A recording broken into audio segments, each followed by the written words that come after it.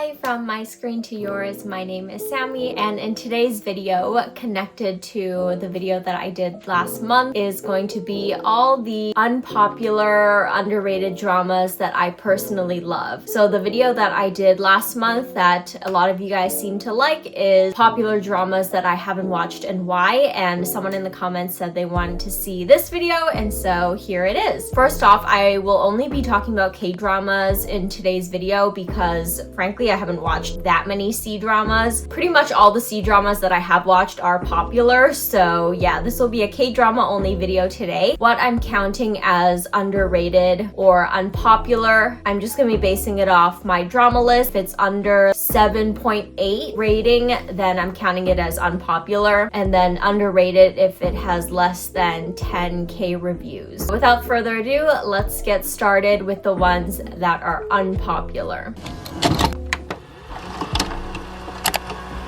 So I have three to talk about that are scored 7.8 or lower, starting with the highest rated one, and that is The Scholar Who Walks the Night. This one is a historical fantasy with vampires. Our male lead is this scholar who is secretly a vampire, and he's turned into one to fight this other vampire, basically. There's romance. It's based off a webtoon, which I didn't read. I rewatched a few clips on YouTube just to jog my memory if I liked it or not, or how I felt about it. This came out a decade ago in 2015, so I think based on the few clips that I watched, it's definitely a bit aged, like it's giving 10 years ago. Personally, I found it to be a bit nostalgic, like not in a aged poorly type of way, but also that could just be because I enjoyed it. But yeah, I really like the main cast. The male lead, the scholar vampire, is played by Lee Joon-gi, and I watched a few, probably a handful of his dramas before, and he's always very charismatic, and I always like him and whoever he's cast with, their chemistry and stuff. And also there's a main female lead, but there's sort of like a supporting female lead, you know, and I really like both of them. Main female lead is played by Yoo-bi, and the other supporting female character is played by Kim So-eun. I feel like I always plug this video, but if you've seen my favorite actresses video, then they're both in that video, so that's probably a big reason why I like this drama. But yeah, there's two sort of couples, I guess, and I remember I shipped both of them, and so I don't necessarily know how enjoyable this would be for someone today watching it because it is like old. Honestly, I would hypothetically rewatch it. Will that ever happen? Probably not, because there's so many dramas, but like hypothetically I would be down. Next one, both of these are rated 7.5. The first one we'll talk about is Tempted, and I'm aware this one is definitely more of a guilty pleasure because I don't think this one's like actually that good or anything. I think you'll know just based on the plot summary, but basically the story is our male lead and his group of fellow like rich friends. They make a bet that he has to seduce this naive like classmate that they have, and obviously he ends up actually falling for her. I haven't read fanfic in like 10 years, but I feel like it's giving fanfiction, you know? Like I'm pretty sure I've read some stuff back then with this plot, which might be why I enjoyed it. Came out in 2018. The female lead is played by Joy from Red Velvet, who I really like. I think people have mixed feelings about her acting, which I would kind of agree with, although her acting in this drama didn't bother me personally. She's not the best, but she's not bad, I feel. This is another one that probably me really liking the actress ups it, because if this was like a random actress that I didn't care about, I probably wouldn't have had such a lasting impression of this drama. This is one that I wouldn't rewatch hypothetically, but I have rewatched clips of the main couple. This is definitely a guilty pleasure one. And last one that is unpopular that I enjoyed is the most recent one so far, and that is Hellbound. Season 1 got 7.5, and then season 2, which came out 2 years ago, got 7.4. Plot is basically there's these mysterious monsters that suddenly appear in society, and they condemn people to go to hell, like literally, and then society kind of collapses, new religions or cults form. This one, I don't think the experience of watching wasn't necessarily like super positive. Not that it was bad or else I wouldn't have finished it, but it's not like I really love this drama or anything, but I think it just has interesting ideas that I generally like and appreciate, although maybe the way it was told in the story wasn't the tightest. But the things I do like about the drama and the ideas is, first First of all, the premise is just unique. Like, I've never heard of anything with this type of story, whether it's a K-drama or like anything else, honestly. It delves into sort of like philosophical, psychological, societal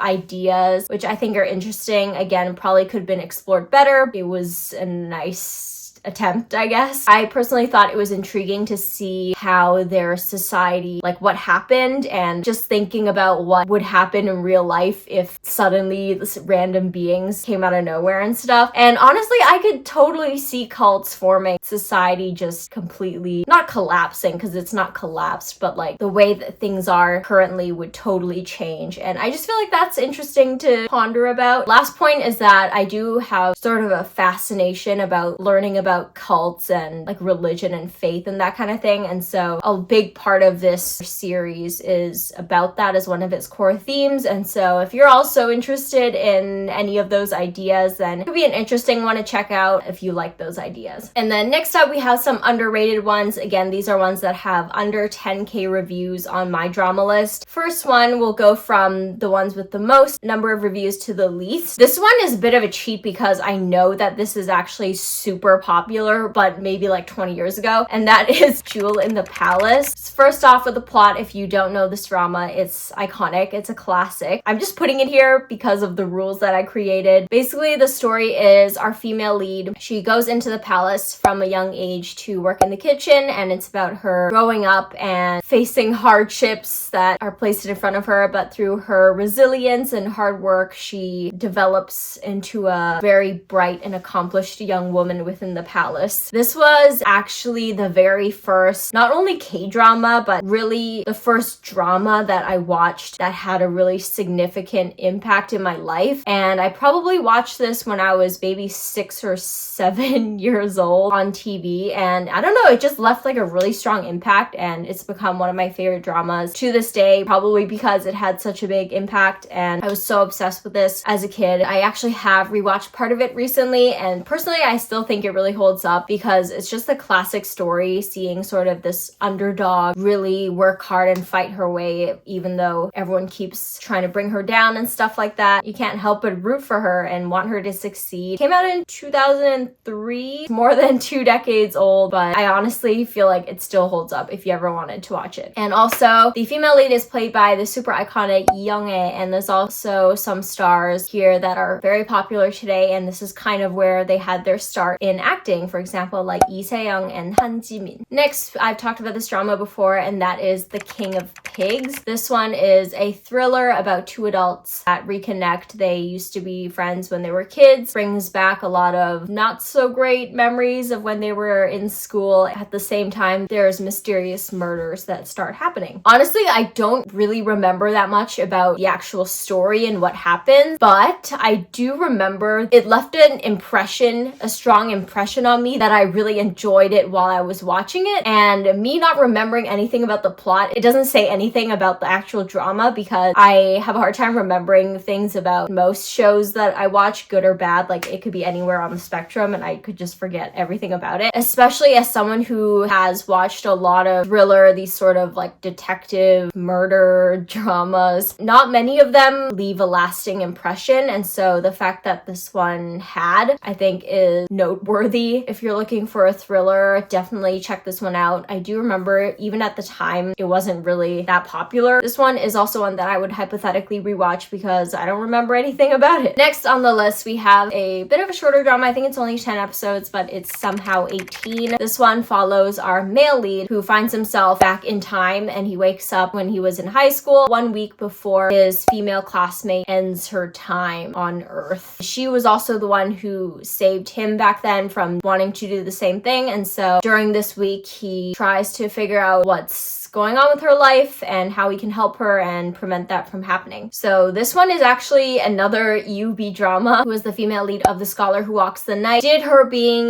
the lead have a role in me really liking this drama? Probably. Although I do think even if it was played by someone else that I would still enjoy it. I remember it was both sad and sweet, as you can imagine based on the story, but I can't remember how it ended. It's a short one. If it sounds interesting, then check it out. Again, it's not that long, so I feel like it's worth watching anyway. 2 left. The second last one is Chimera. This one is another thriller murder detective solving drama, and the plot is basically back in 1984 there were some unsolved murders that might have been by a serial killer, but again, it's a cold case, so they don't know. And now in the present there are similar crimes that are occurring, and so our main cast of characters are put on the job to figure out what happened back then and now. I think the actual process of how the drama goes, if that makes sense, isn't like super unique to other of these similar detective murder solving dramas, but I think the murders itself, or sort of the killer and his MO, stuck out to me, and I remember thinking that, oh, this is like different than all the other ones that I've seen. And so for that reason, I remember that about this drama. It's not gonna blow your mind or anything, I think, but if you're like me and you always like a good thriller, then this is definitely one to check out. Another one that I'm pretty sure wasn't on many people's radar. And the very last one that I'll talk about, this one is also technically very popular, I would say, but I think only if you either watched dramas like more than a decade ago or lived in Korea and had this on TV or something. The last one we'll talk about today is High Kick Season 2. This is a very popular sitcom that aired in 2009, 2010, and it basically just follows a whole cast of characters. Kind of hard to give any story, the daily shenanigans of all these different people. This is one of the earliest K-dramas that I remember watching. Don't even know why I chose to watch it. It is very nostalgic. This is also one that left like a lasting impression, and I'm not even one that likes sitcoms or comedies. I've seen very few sitcoms or comedies in my life, even as a younger kid when I watched this, but this was just very fun. If this aired today, I would not watch it, but if I watch it back, partly because of nostalgia, that I would think it's still pretty funny. These characters have like a space in my heart, I guess, where I just find them endearing. It was, as sitcoms are, mostly pretty silly moments, but I really appreciated that it also has a lot of heart and it has some emotion mixed into it. There's some romance that I enjoyed. The one thing is that I'm pretty sure most people absolutely hate the ending. I don't think I felt that much about it at the time or now, honestly. It was definitely very memorable, so probably not in a good way, but it definitely had a memorable ending that I was very shocked for, especially the fact that it is a silly sitcom most of the time. Those were all the dramas that are unpopular or underrated that I personally like. I would love to hear if you've watched any of these, if you like them, or what unpopular and underrated dramas that you've watched that you enjoy. I would love to know. Thank you so much for watching. Please subscribe to join my small drama community, and I'll see you in my next video.